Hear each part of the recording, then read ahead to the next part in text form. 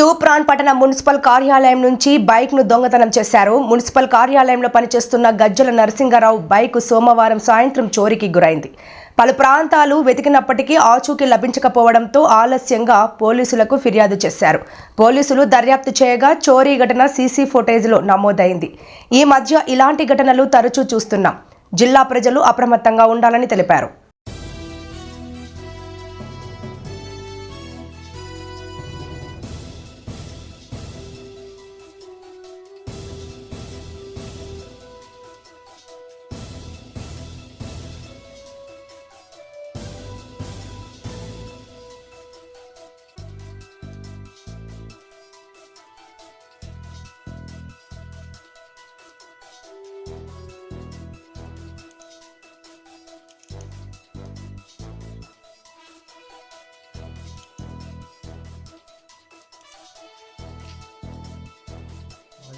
మళ్ళీ స్టార్ట్ చేసింది.